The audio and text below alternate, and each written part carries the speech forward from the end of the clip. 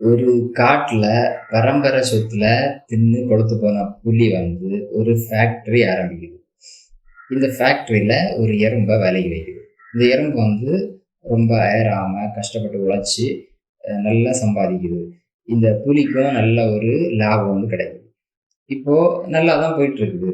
இப்போ அந்த புலி வந்து என்ன யோசிக்குது அப்படின்னா, இப்போ நல்லா ஒர்க் பண்ணிட்டு இருக்கிற அந்த எறும்ப வந்து இன்னும் நல்லா கண்காணிக்கிறதுக்கு, இப்போ எனக்கு கண்காணிக்கிறதுக்கு டைம் இல்ல. இப்போ இந்த எறும்ப கண்காணிக்கிறதுக்கு இன்னொரு ஆள வச்சா, இன்னும் நம்ம புரொடக்ஷன் வந்து அதிகமாகும் அப்படின்னு யோசிச்சுட்டு, ஒரு ஈய வேலைக்கு வைக்கும்.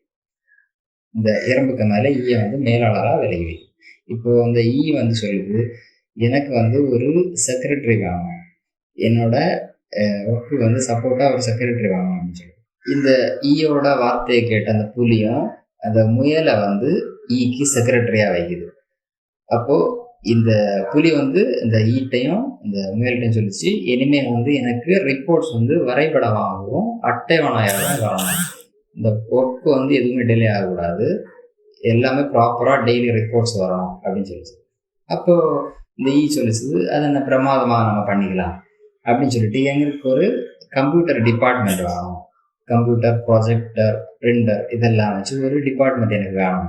அப்போ இதை கேட்ட அந்த புலி வந்து சரி ஓகே அப்படின்னு சொல்லிட்டு ஒரு பூனைக்கு தலைமையில ஒரு கம்ப்யூட்டர் டிபார்ட்மெண்ட்டும் அந்த ஃபேக்டரியில ஓப்பன் பண்ணியாச்சு.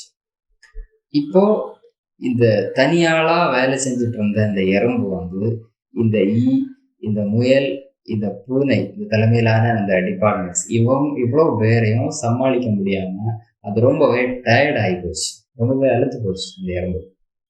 இப்போ இந்த கம்பெனியில உள்ள ப்ரொடக்ஷன் வந்து அப்படியே ஸ்டாப் ஆயிடுச்சு. இது வந்து கம்பெனி வந்து நஷ்டத்துல போயிட்டு இருக்கு. இந்த கம்பெனியில ப்ரொடக்ஷன் ஸ்டாப் ஆகி இப்படி கம்பெனி நஷ்டத்துல போயிட்டு இருக்கிறத பார்த்த அந்த புலி வந்து இந்த ஈட்ட போய் இதுக்கு என்ன ரீசன், ஏன் இந்த கம்பெனி இப்போ நஷ்டத்துல போயிட்டு இருக்குது அப்படின்னு கேட்டது. அப்போ ஈ வந்து ஒரு ஐடியா சொல்லிச்சு.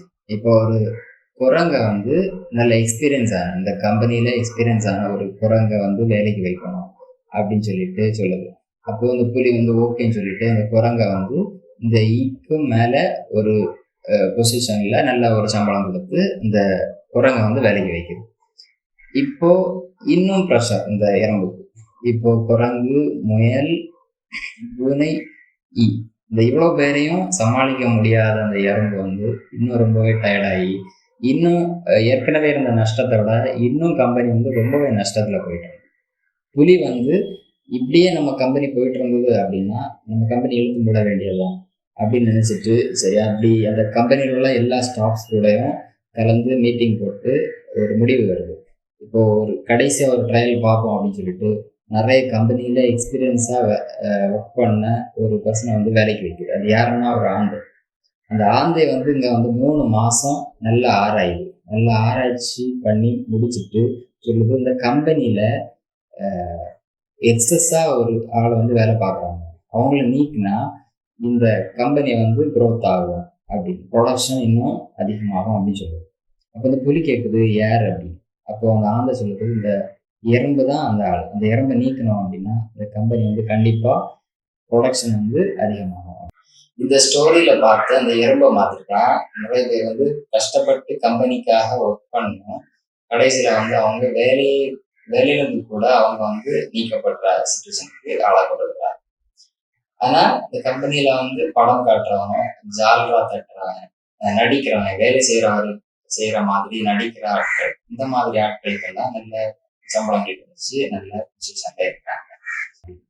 ஸோ இந்த எறும்பை மாதிரிப்பட்ட உண்மையா உழைக்கக்கூடிய பர்சன்ஸ் வந்து நம்ம கம்பெனிலேயோ இல்லைன்னா நம்மளோட ஷாப்பு ஏதாச்சும் நம்ம கீழே ஒர்க் பண்றவங்களா இருந்தா அவங்க வந்து கண்டிப்பா வேலையை விட்டு நீக்க வேண்டாம். இந்த மாதிரிப்பட்ட பர்சன்ஸுக்கு வந்து கண்டிப்பா நல்ல சான்ஸ் கொடுங்க. அவங்க கண்டிப்பா நம்மளோட கம்பெனியோட முன்னேற்றத்துக்காக பாடுபடுவாங்க. இந்த ஸ்டோரி உங்களுக்கு பிடிச்சிருக்குன்னா லைக் பண்ணுங்க. இந்த சேனலை இது வரைக்கும் சப்ஸ்கிரைப் பண்ணலைன்னா சப்ஸ்கிரைப் பண்ணி பெல் ஐக்கானையும் கிளிக் பண்ணுங்க.